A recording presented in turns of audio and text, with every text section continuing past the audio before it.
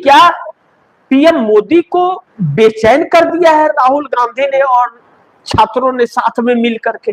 सोचिए, अब आपको बताया कि उनके प्रोग्राम को रोक, कहां कहां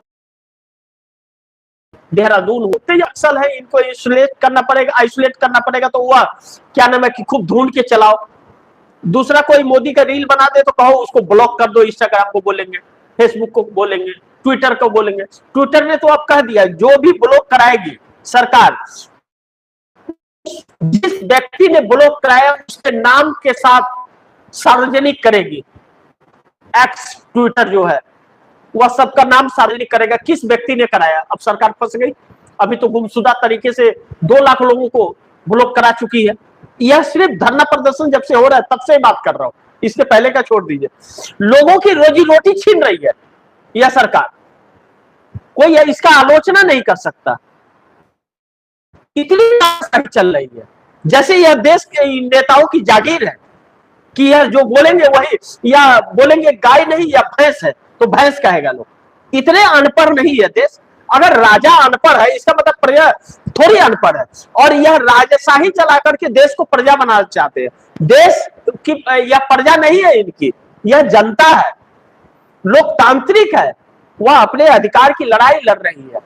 इनके रातों की नींद इसको लेकर के उड़ रही है, तो यह बेचैन है। तो अब जैसे जैसे राहुल गांधी आगे बढ़ रहे हैं, अब क्या उन्होंने कहा कि अमित विपक्ष की कैबिनेट विस्तार रुका हुआ है, सिर्फ इसलिए रुका है कैबिनेट विस्तार की सुप्रिया सूले को मंत्री बनाना है। शरद पवार आने वाले हैं एनडीए में, डीएमके आने वाली है एनडीए के, कैबिनेट विस्तार में लेट हो रहा है, तो फिर इस तरह की नौटंकीबाजी चल रही है। अब देखिए, देखना यह बड़ी महत्वपूर्ण होगा कि क्या वाकई जनता इनके चक्कर में पड़ जाएगी या नहीं पड़ेगी, यह देखना बड़ी महत्वपूर्ण होगा। लेकिन मोदी की रातों की नींद तो उड़ी हुई है, इस बात से इनकार नहीं कर सकते। अब ऐसे में राहुल गांधी जिन मुद्दों को उठा रहे हैं, चाहे छात्रों के मुद्दे को हो, चाहे रोजगार के मुद्दे को हो, महंगाई के मुद्दे को हो, अमेरिकी ट्रेड डील पर हो, इन सभी चीजों पर जिस तरह से राहुल एकजुट होकर के मुद्दे उठा रहे हैं, मोदी के रातों की नींद उड़ गई है इससे, इस बात से हम इनकार नहीं कर सकते। अब ऐसे हालात में देखना यह होगा कि यह सरकार का अगला कदम क्या होता है। लेकिन फिलहाल तो राहुल गांधी के प्रोग्रामों को रोकने का हर संभव प्रयास यह सरकार कर ही रही है, इसमें कोई शक तो है नहीं।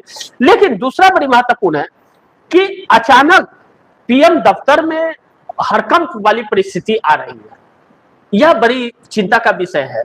और चंद्रबाबू नायडू समर्थन वापस लेंगे मोदी से, अब यह आखिरी अल्टीमेटम भी मोदी दे दिया गया है, इसलिए सरकार अब और भी तेजी से आगे बढ़ रही है, पूरी टीम बदलना चाहती है, लेकिन इस देश को एक संकेत देने की भी कोशिश कर रही है।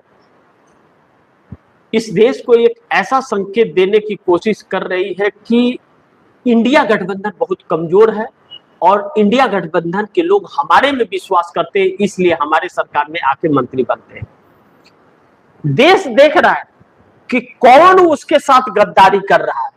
शरद पवार अगर जाने की तैयारी में है तो शरद पवार के लिए बहुत बड़ा संकट हो सकता है, उनकी पार्टी का पतन हो सकता है। उनकी पार्टी छीन ली गई थी तो जनता ने उन्हें मौका दिया, 8 सांसद चुन करके दिए।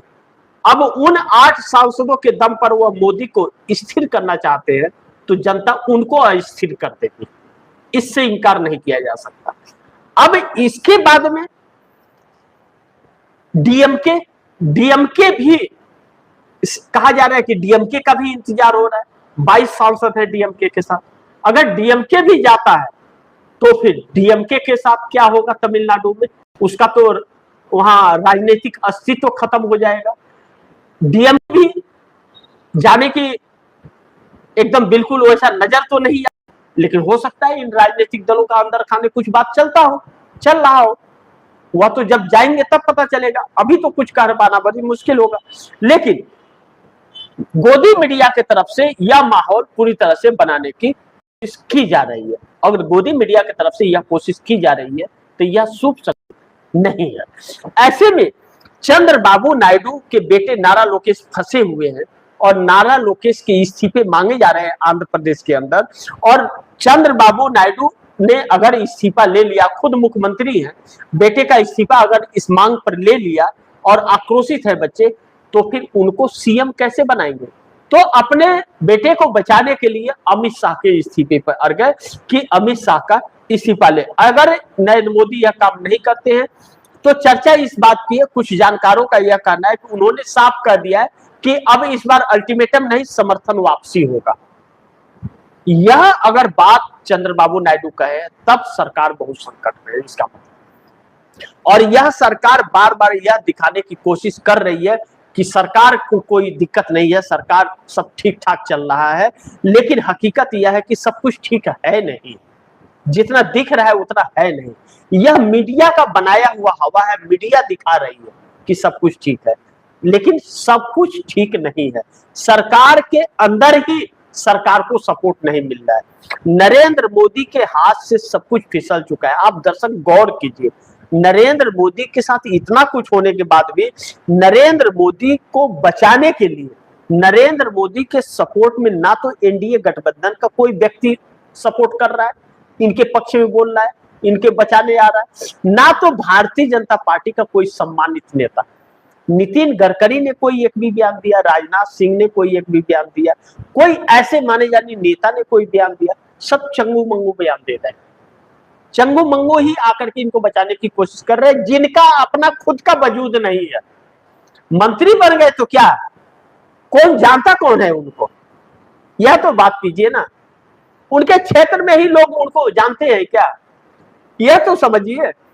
तो अब यह पूरी तरह से बैकफुट पर आकर के खड़े हो गए हैं और हर कोशिश इनकी फेल हो चुकी है। और इन कोशिशों को जितना सुधारने की कोशिश कर रहे हैं उतने ही और फंस रहे हैं, क्योंकि गालीबाजों की फौज पाल रखी है इन लोगों ने। और दूसरी बड़ी महत्वपूर्ण, यह झूठ ही बोलना है इनको, सच नहीं बोल सकते क्योंकि इन्होंने कुछ किया नहीं है, तो झूठ ही बोलना है, झूठ पर ही चल रहा है, तो वह झूठ का बेपर्दा हो जा रहा है, पर्दा हट करके सच पता चल जाता है। और बच्चों के पास इतनी समझ है, इतना दिमाग है कि इनके एक एक आंकड़े और 12 साल के इनके इतिहास को इनके सामने रख रहे हैं, लेकिन फिर भी लाज शर्म नहीं है इन नेताओं साथ। यानी कि इन लोगों ने लूटने का इस देश को पूरा प्लान बना दिया। अब दुर्भाग्य इस देश का यह है कि जिस देश में शिक्षा की बात होती, कार्यक्रम शिक्षा पर होता, बेरोजगारी पर होता, महंगाई पर होता, रोजगार पर होता, इन सब पर होना चाहिए था, देश आगे बढ़ेगा उस पर होता। सरकार ने ये काम लोगों के लिए किया, इस पर होता।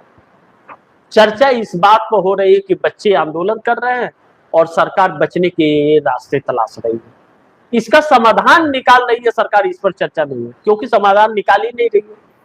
तो शिक्षा, स्वास्थ्य, रोजगार, महंगाई, इन सब पर चर्चा नहीं हो रही, जो कि यह जरूरी था, इस देश के लिए यह जरूरी है। हर क्षेत्र में यह सरकार डाउनफॉल में है और इतना डाउन हो रही है कि हमारे देश को कोई पूछने वाला नहीं बचा है, कोई पूछने वाला नहीं बचा है। फिर भी यह कुंडी मार के बैठे हुए लोग, आप दर्शक सोच रहे हैं, यह समझिए तो यह क्यों कुंडी मार के बैठे हुए, क्यों इस हद तक आए, यह जानते हैं।